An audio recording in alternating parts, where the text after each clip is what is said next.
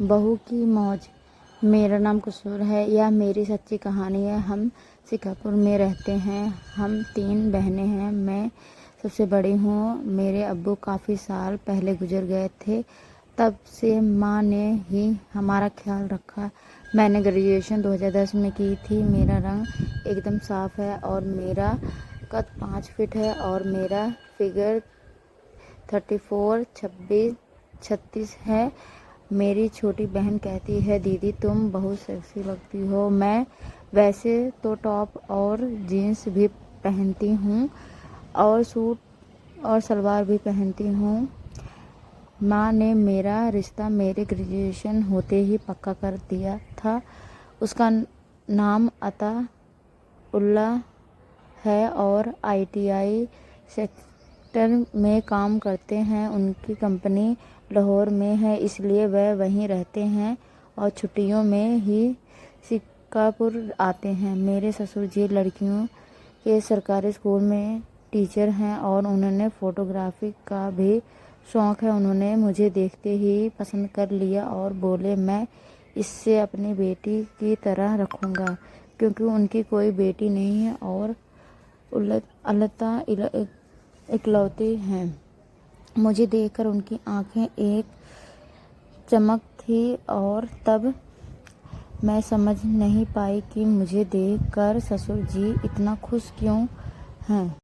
आज सोचती हूँ तो सब समझ आ जाता है और आंखें में आंसू आ जाते हैं।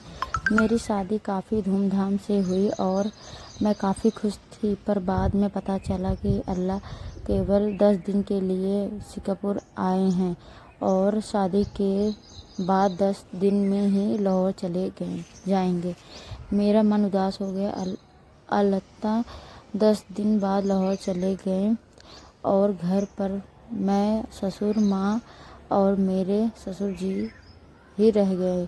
मेरी सासू माँ काफ़ी रूढ़िवादी किस्म की महिला थी और मुझे हमेशा पल्लू करने और बड़ों का आदर करने को कहती थी। वह मुझे हमेशा साड़ी में रखती थी। मेरा मन जीन्स और टॉप पहनने को करता था, पर मन मार कर रह जाती थी। मेरी सासू माँ की तबीयत ठीक नहीं रहती थी और करीब शादी के 1 महीने बाद वह गुजर गई।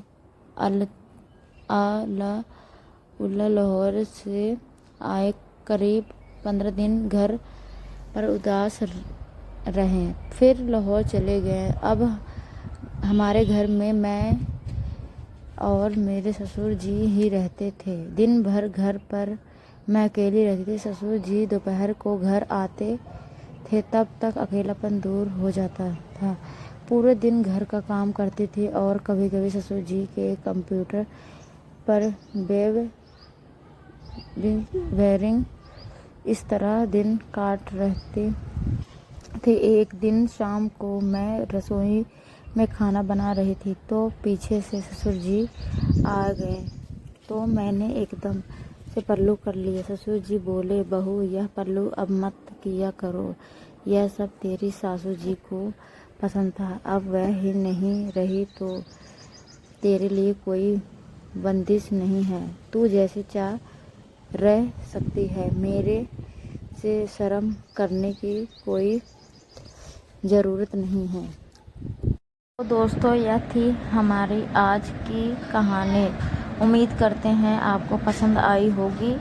आपका क्या कहना है इस कहानी के बारे में कमेंट करके हमें ज़रूर बताएं और वीडियो को लाइक कर दीजिए और चैनल सब्सक्राइब घंटी को दबाकर ऑल पर सेट कर लीजिए ताकि आने वाली वीडियो आपको तुरंत मिले।